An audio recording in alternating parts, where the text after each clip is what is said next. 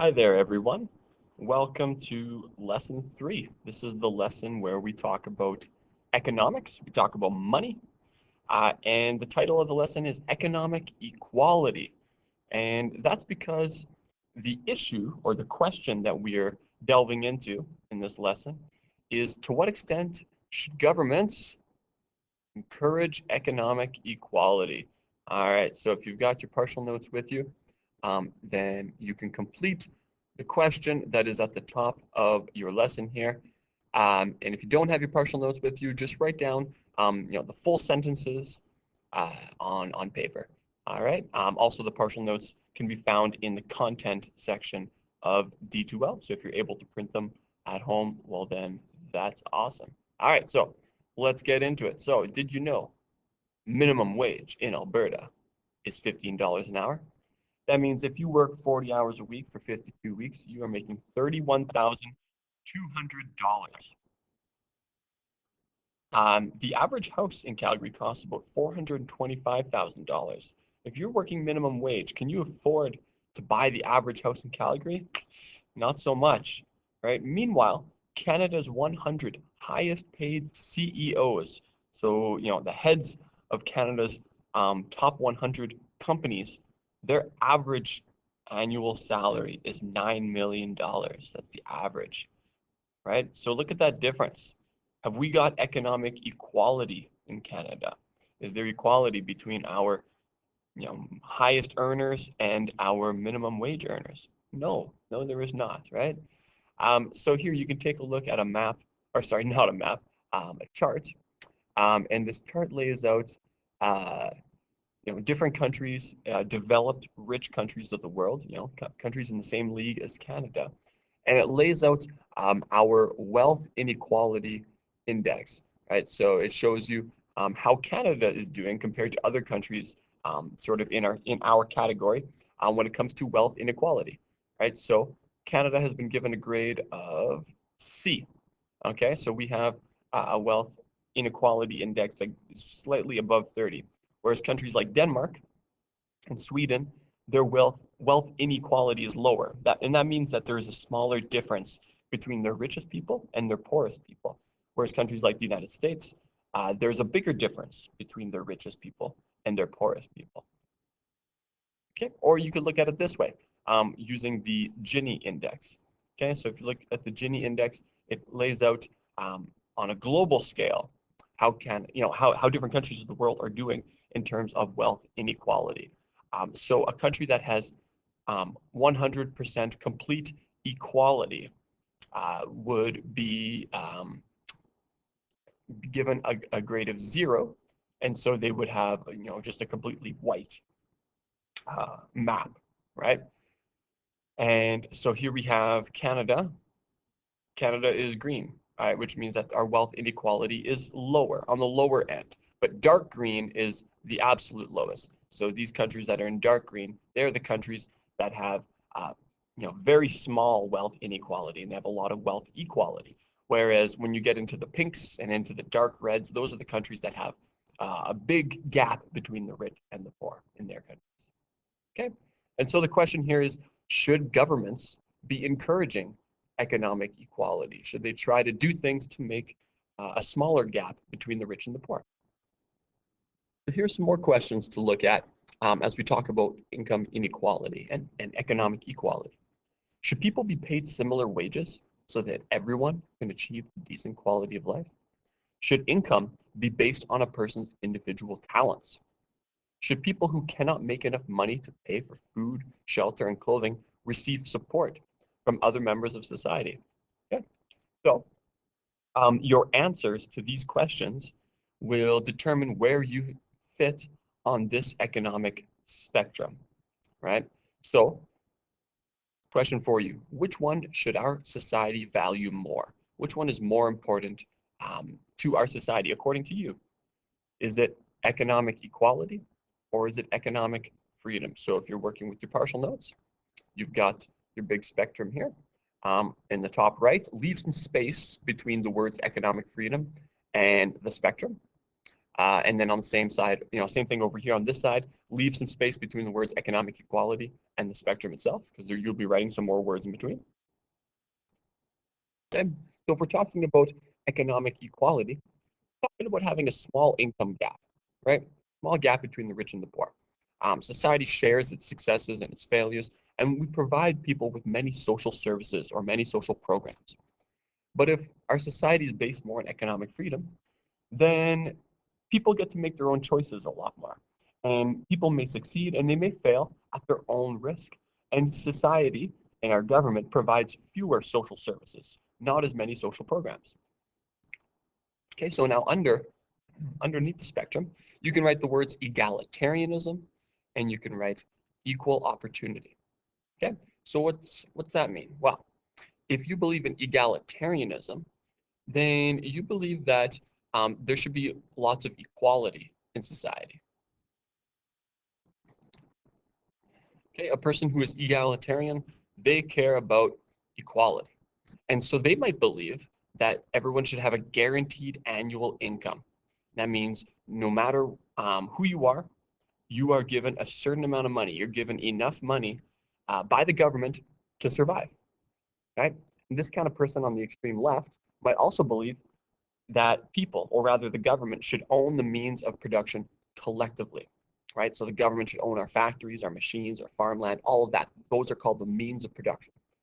Whereas a person on the right side of the spectrum believes more in equal opportunity, that everyone should have to earn their money, but everyone should have the same opportunities in life, right? So um, certain benchmarks should be achieved, certain like things should be given to everyone, like minimum wage, and there should be no discrimination. The best candidate should always be hired for every job. Okay?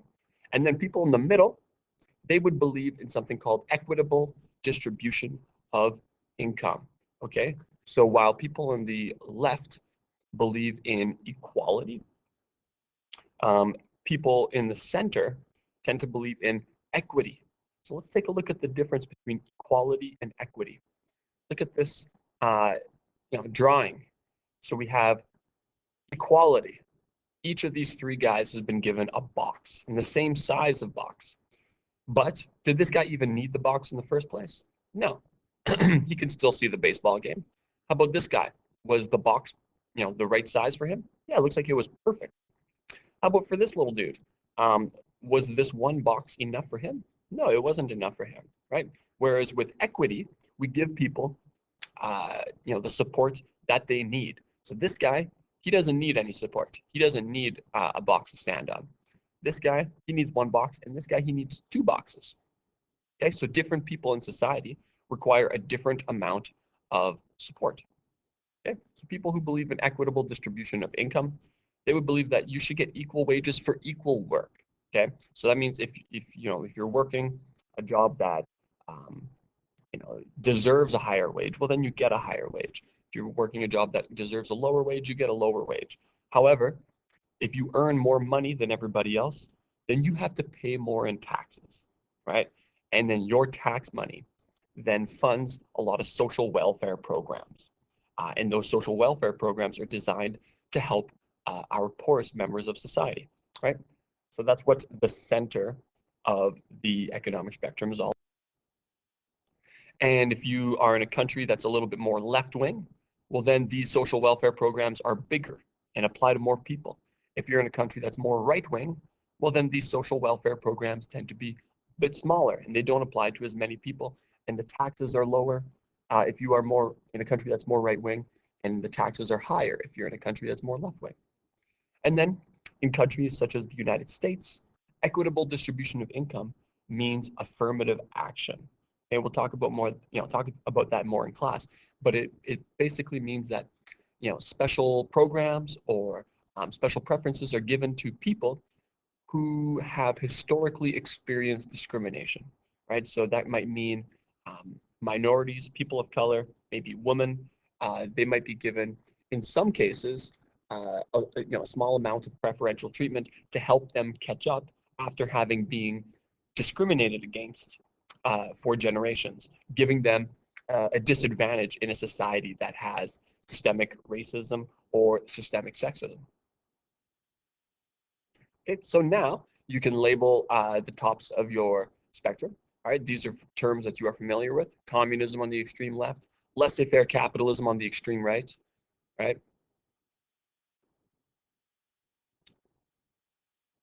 There we go. Let's just skip through some of that.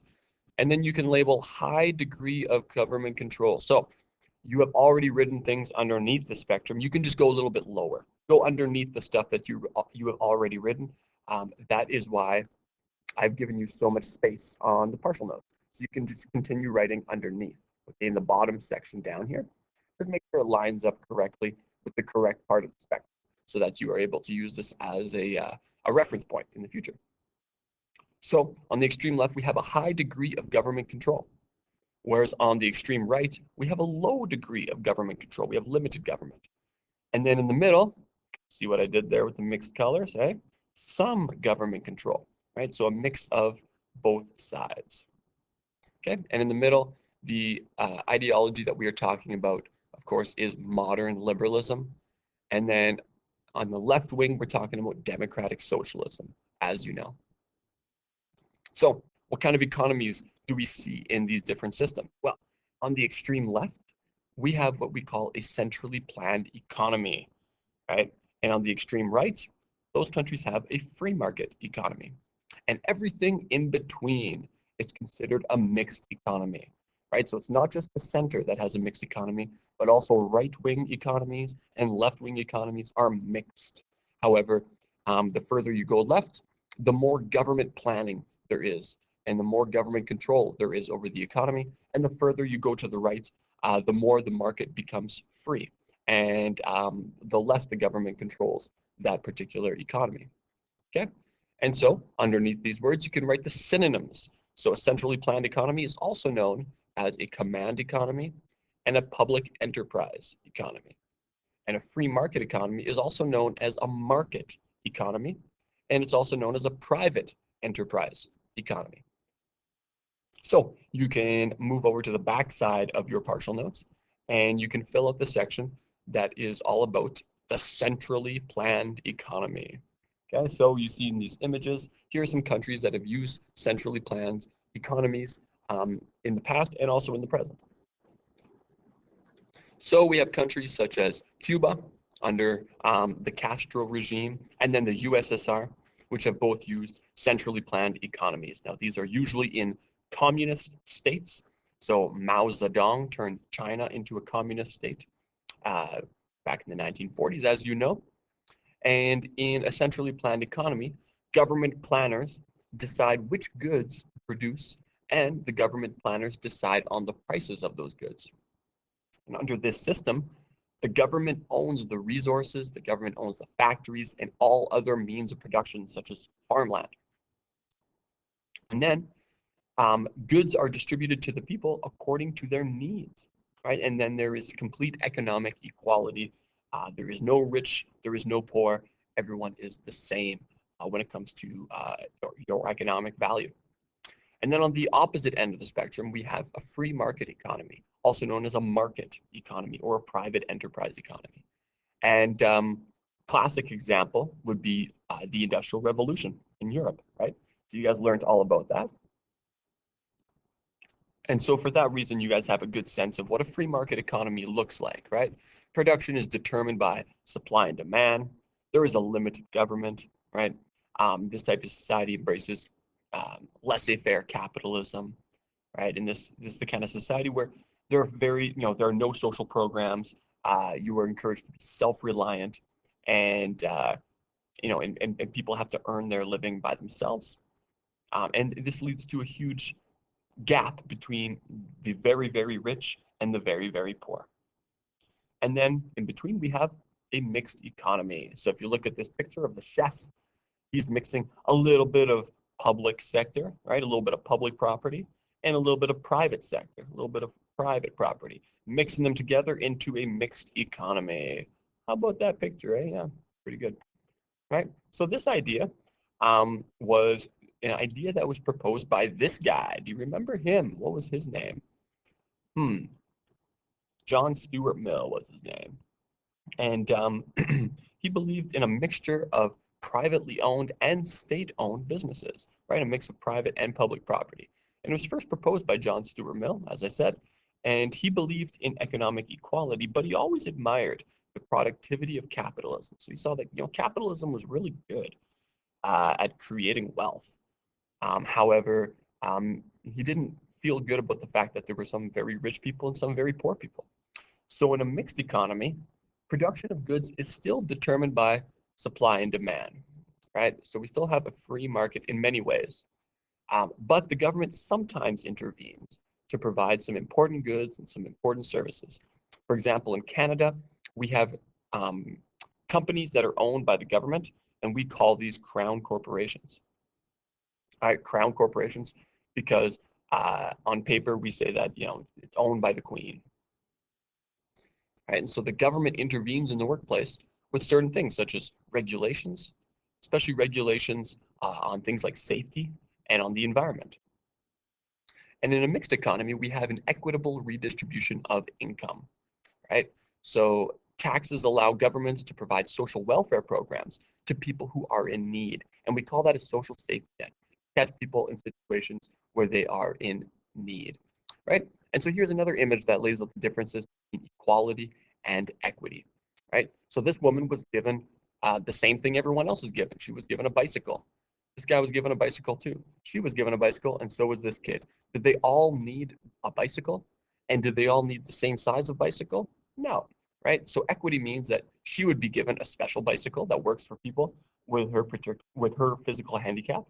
He would be given a bigger bike because he needs a bigger one. He would be given the exact one that was given in the last frame, and then the little kid would be given a smaller one, right? That's equity, when people are given things according to their needs. Okay, so in a mixed economy, typically there is a central bank as well. All right, so in Canada, we have the Bank of Canada, and it controls interest rates, and it controls the amount of currency that is available in circulation. Okay, so we are still in lesson 3. You guys can now turn over to the back side, or oh no, you're already on the back side. You can flip to the next page and go into this section here, where we're going to talk about different economic theories. And here's where it starts to get pretty interesting. All right, so the first economic theory to talk about is Keynesian economics, also known as demand side economics. And so this is an economic theory that was proposed by a man named John Maynard Keynes. So this is an economic theory that advocates for a market economy. But John Maynard Keynes, he believed in a capitalist economy, free market economy, and he believed that for the most part we should have private property, right? So the biggest sector should be our private sector. But there should be an active role that is played by the government during recessions and during depressions. So you guys know about the economic cycle.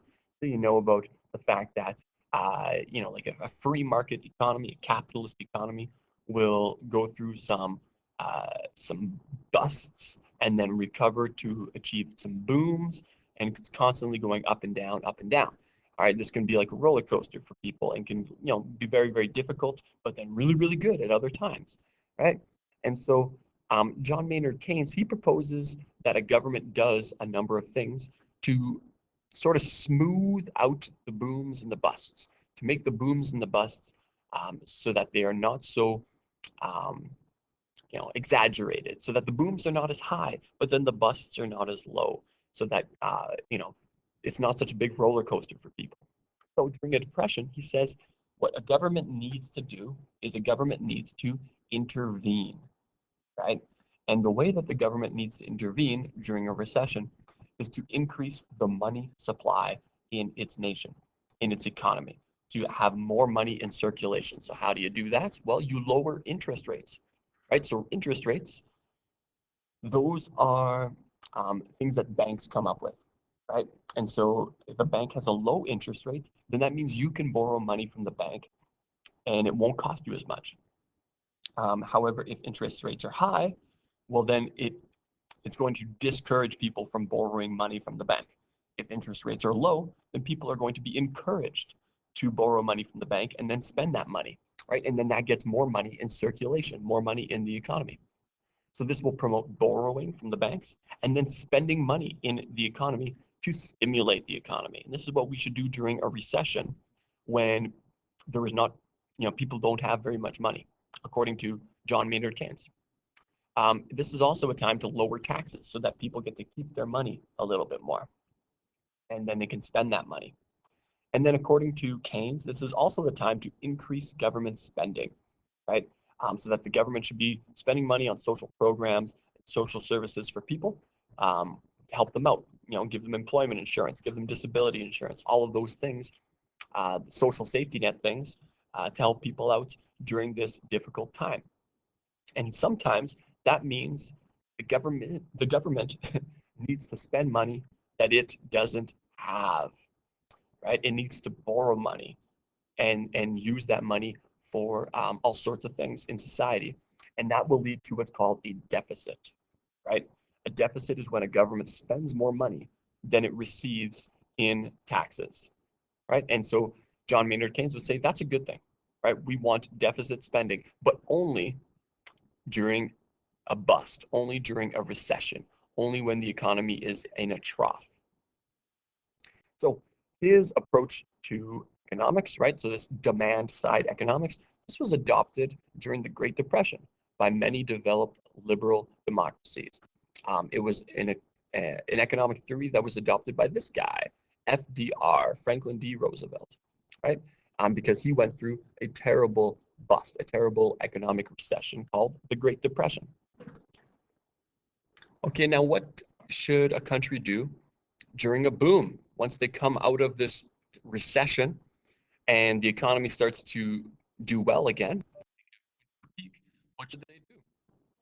This is the time to raise interest rates, right? To get people to stop spending as much money. We don't want as much money in circulation during this kind of time period, because we don't want inflation. We don't want, if there's too much money in circulation, then the value of that money then goes down and we end up with inflation, right? So we need to raise interest rates to slow down this, the lending from the banks. And it's also the time to raise taxes, which is another way to get money out of circulation, right? To avoid inflation. And then it's also a way for the government to receive money from its citizens so that the government can then pay off its government debt, right? Because the government went into debt during the last recession.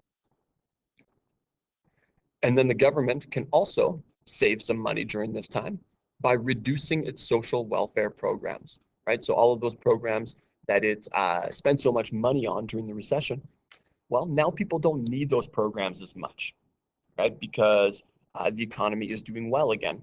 And so the government can start to spend less money on those social welfare programs. And that's also another way to ensure that there is less inflation, right? Because then the government is not pumping as much money into the economy during a boom. So Keynesian economics or demand side economics were also adopted in Canada during the Great Depression, right? So during the Great Depression, this was the time where Canada built infrastructure. We created some crown corporations. This is when the CBC was created, Via Rail, Petro-Canada, Air Canada. All of those crown corporations were built so that we could create jobs in Canada and get people out of the Great Depression. This was also a time when a social safety net was created. So things like employment insurance and family allowance, those things were allowed during the Great Depression. Okay, and so Canada took this idea of Keynesian economics, took this idea of governments intervening in the economy for the sake of the well-being of its citizens during the Great Depression, but continued with this idea. All of a sudden, we now had governments that intervened in our economy, for decades. Until now, our government still intervenes in our economy. And there was a man who took this idea of government intervention in the economy a little bit further in the 1960s. So a man named Tommy Douglas, he was part of a political party that doesn't exist anymore. It was called the Cooperative Commonwealth Federation. And in 1962, his political party was able to influence our government. And we were able to come up with something called universal healthcare, right? So this idea of government intervention eventually manifested itself in this idea that we should all have access to free healthcare that's provided through our taxes. Okay, so many industrialized nations, they developed welfare states as they adopted demand-side economics. So this idea of demand-side economics, Keynesian economics, it's spread throughout the Western liberal democracies of the world, and those countries took that idea and they developed welfare states, social safety nets, and mixed economies. However, there was a big roadblock that these countries hit in the 1970s when they encountered something called stagflation. Basically, stagflation is a combination of two words put into one word. Okay, so this happens when an economy is stagnant, which means there is slow economic growth. And it also happens when there is inflation, when the currency's value is dropping. Okay, and so what you end up is slow economic growth. So the economy is not growing anymore. Uh-oh. And also inflation is getting out of control and the value of the currency is dropping. And so that leads to some serious economic problems. Okay, so industrialized countries, they experience slow economic growth along with high rates of inflation in the 1970s. So because of inflation, the cost of these social programs that these governments were providing was rising. It was becoming, it was costing more and more money to provide the same social programs. And on top of that, because of the economic slowdown, governments were able to collect a lot less tax revenue. So governments were in serious, serious trouble. And so, according to critics of demand side economics, critics of Keynesian economics, the reason why we were experiencing stagflation was because there was too much government intervention in the economy. And what was needed to fix this was to go back to principles of limited government and to stop providing such a big social welfare, such a big welfare state and such a big social safety net, right? Whereas people who are proponents or supporters of Keynesian economics, they say, well, these governments were not applying Keynesian economics in the right way. They were only applying Keynesian economics during the recessions, right? So they would do all the right things to help their citizens during a recession. But then once the country started to rebound and they went into an economic boom, well, governments did not do the things that John Maynard Keynes said they should do. Countries did not start to reduce their social welfare programs during the economic boom. Countries did not pay off their debts during the economic booms. Countries did not raise taxes during the economic booms. Okay, and so that's why we ended up with this problem of stagflation, because they weren't able to, stop the rise in inflation for these reasons. Okay, according to supporters of Keynesian economics. Okay, however, there were some serious critics in the 1970s. Here are two important critics of Keynesian economics. The one on the left, his name is Milton Friedman. Here's a quote from Milton Friedman. And then here's Friedrich Hayek. He was another critic of demand-side economics. And these two men, they promoted a different version of economics, a different economic theory called supply-side economics. So supply-side economics is also known as trickle-down economics, and we'll talk about why that is very soon. So Milton Friedman, this guy, look at him. He looks like he's fed up with this demand-side economics. And the problems with demand-side economics, according to Milton Friedman, is that when money supply increases, right? So when governments do things to stimulate the economy, then there's more money in the economy. And then so consumers spend more money, right? And so demand for products rises. And when demand for products rises, but we still have the same number of products, well, then that leads to inflation, right? The value of the currency then goes down.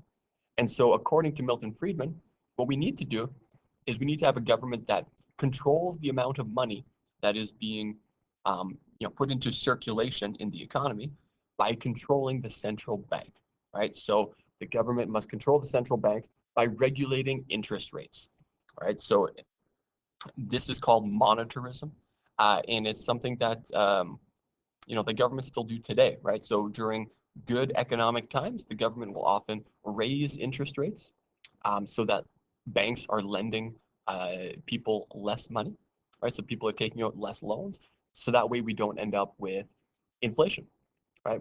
Where we have too much money in the economy. And then also in good times, or sorry, in really bad times, then governments will typically lower the interest rates so that people can borrow money, and that gets more money in the economy to get people buying things again. Okay. Another influential economist during this time was Friedrich Hayek, and he also criticized government control over the economy. He said that a high degree of government control over economic aspects of your life will lead to the government then interfering in your social life. And so, government intervention in the economy, this is a danger to the liberty of every single individual. He says, in a centrally planned economy, it's impossible for government planners to have enough information about citizens' demand, consumer demand. So it doesn't make sense for government planners to regulate the economy. And so under supply side economics, we have an economic theory that argues for a return to limited government and a return to classical liberalism. So these guys want to take these economies that have made their way into the center of the economic spectrum and move them towards the right? Get them further to the right side of the spectrum where there is limited government. Okay, so this is often called trickle-down economics. So trickle-down economics means that governments will cut taxes, right? Including taxes on the richest people in the country. So the richest people in the country, they are going to gain a lot more money. They're going to become super rich. And if they become very, very rich, what are they going to do with their money? Well, they're going to do two things. One thing they're going to do with their money is they're going to spend it, right? They're going to buy more stuff. And if they buy more stuff, then that's going to increase demand, right? And then if that increase in demand becomes a real thing, well, then that leads to a multiplier effect where there is more spending, right? So if they're buying stuff, well, then they're going to be buying stuff from other businesses, right? And then those other businesses, they start making money too. And then that money, gets passed down to the employees of the business, right? And eventually trickles down to the lower level people of society, right? Or on this side of things, if the rich become more wealthy, they might invest by creating more jobs, right? They might start more businesses, or they might just invest in other people's businesses. And then that money then helps out low-skilled workers, right? Who then gain a higher amount of pay, right? They get paid more money. And then both of these lead to an increase in tax revenues, right? More money being moved around the economy leads to governments collecting more money, okay? So by lowering taxes, then increased investment by the rich will spur economic growth for everyone, right? So this is an approach to economics that returns to limited government. And in the 1980s, this approach to government was it was adopted by the American president of the time. Here he is, Ronald Reagan. Here's a famous quote from Ronald Reagan. He says, "Government is not the solution to our problem. Government is the problem," right? So the problem he's talking about here is stagflation, right? Where the economy was stagnant. So that leads us to Reaganomics, right? Reaganomics were popular from 1981 until 1989. And who was Ronald Reagan influenced by? Well, he was influenced by these supply side economists, one of them being Friedrich Hayek. So here he is shaking the hand. Actually, sorry, this is Milton Friedman. He's shaking the hand of Milton Friedman. And then he also spoke about Friedrich Hayek. And he says that Hayek is among the top 2 to 3 of all people who ever influenced me, right? So he was very, very influenced by these two economists. And so Ronald Reagan, with his Reaganomics, the goal became to reduce business and income taxes, to reduce regulation, and increase government spending on the military, right? So overall, to spend less on government social programs and to collect less money from the, from people and from businesses. However, to spend more on the military, as he was elected during the Cold War, right? And he was elected in the last 10 years or so of the Cold War. And so he took an aggressive approach to bring about an end to the Cold War. Okay, so this style of economics was adopted by President Ronald Reagan. It was also adopted in Britain by their prime minister at the time, who was Prime Minister Margaret Thatcher. Okay, so you guys can take a look in your partial notes. You have pictures of both these people down here. Why don't you label them, right? Write down who they are beside their faces, because it's always good to know these things, right? It's always good to know stuff.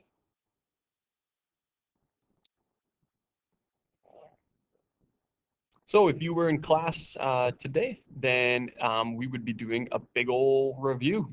So what I would be asking you to do is create a chart. So you could do this at home. Okay. Let's see how well you learned these economic theories. So on the left side of your chart, you can just do this on a piece of paper. On the left side, we have demand side economics. On the right side, we have supply side economics. So we have 14 different points here, 14 different ideas. What I want you to do is to place these numbers, right? You don't have to write the full sentence, of course, but place these numbers on the correct side of the chart. Which of these statements are describing demand side economics? Which of them are describing supply side economics? So go ahead and pause this video now. Welcome back. Let's see how you did. So on the demand side of your chart, you would have chosen number 1, number 4, number 5, number 8, number 10. And on the supply side of your chart, you would have chosen number 2, number 3, number 6, number 7, number 9 and 11, number 12, number 13, and 14. Okay. Okay, and then let's do another little review. So let's just look at John Maynard Keynes and let's look at his demand side economics. And I want you to decide what would he say a government should do during a recession, and what would he say a government should do during a boom? Okay, so this is a review for you. All right, so place these statements on the correct side of your chart. Which of these things should a government be doing during an economic boom? And which of these things should a government be doing during an economic recession, according to John Maynard Keynes? So pause this video and place these numbers on the correct sides of your charts now. Okay, let's see how you did. So during a recession, right? So as this arrow indicates, a recession is when the economy is going down, right? We're running into economic trouble. Well, number 1, number 4, number 5, number 6, number 8, and number 9. Okay, so how did you do? Oh, wait, also number 12. Oh, and number 14. Oh, all right, and all these things are done to create demand for products and stimulate the economy. Okay, all right, now how about during a boom? How well did you understand his economic theory for the good times as well? Well, number 2, number 3, number 7, number 10, number 11, number 13, number 15. Okay, so is demand side economics. Let's talk about trickle down economics. Let's talk about supply side economics for a little bit. So now people have been pretty critical of supply side economics for a little while now. And here's an image that sort of tells you one of the criticisms that people have of trickle down economics. So this is how we're told it works, right? We pour some money at the top, right? We allow the people at the top to make a lot of money, and then it's going to trickle down to all other members of society and eventually even help the people at the bottom of the economy. However, according to critics of trickle-down economics, this is what actually happens. The people at the top, they just get bigger bank accounts and they just keep more money for themselves, and then they pass it on to their kids when they die. And it leads to different social classes in society. Okay, so let's take a look at some statistics on that. From 1972 to 1977, the richest 10% of people, and these are American statistics, so the richest 10% of people in the United States, they earned about 33% of the overall income in the country. By 1987, the richest 10% now earned 41%. By 2012, the richest 10% now earned 48.2%. Okay, and so some people see this as being, you know, maybe evidence that trickle-down economics did not actually work in trickling down the money to people at the very bottom, right? And so what have I got for you guys? Britain's Thatcherism. Now we'll skip through that. All right, next question. To what extent should governments promote equality in healthcare? So you have a chart in your notes that allows you to take a look at healthcare in Canada versus healthcare in the United States. There are 3 videos in D2L that you can watch. Watch all 3 videos and just write things into your chart here. Okay, I'm not going to give you the answers. You have to go watch the video for yourself and fill out this chart. I just want you to write words, write sentences to describe the healthcare system that we have here in Canada, and then do the same thing for the United States. So go ahead, you can pause this video, go watch those other 3 videos on healthcare, and then come back to this video. All right, so go ahead and do that now.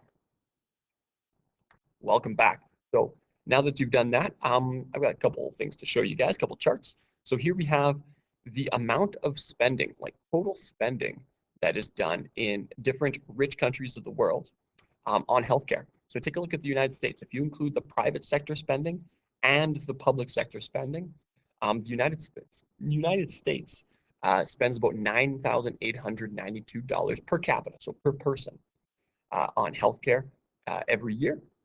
And take a look at Canada. Canada's down here. We spend about $4,700. So the United States spends about twice as much on healthcare as Canada does. But how are they doing in terms of life expectancy? So let's see. For life expectancy at the top, we have Japan. Okay, so people live a very long time in Japan. Scroll down. Here's Canada. We are number 12 in the world for life expectancy.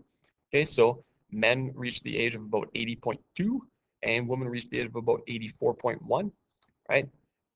And then the United States, we're gonna have to go down here. Oh, there we go, and down here, number 38 for the United States, right? So the life expectancy for men is just 74.7 and women 81.1, okay? All right, so the next thing that we talk about is Canada's equalization payments. So how do our equalization payments work? Well, there are some videos for you to watch. Okay, so go ahead and watch those videos on our equalization payments. Pause my video right now and go watch them and then come back in a minute, okay? And go for it now. Welcome back. Okay, so you've learned about equalization payments in Canada and how they work. So overall, we know that the federal government uses tax revenue, so income tax revenue, to compensate some have-not provinces and ensure they can provide residents with comparable services, such as healthcare and education, right? And so this is something that we do in Canada, try to make it so that healthcare and education is just as good, no matter which country you live in. Okay, so that's it. That's all. That's everything for this lesson. I hope you learned a few things. I hope you enjoyed it, and I hope you have a good day.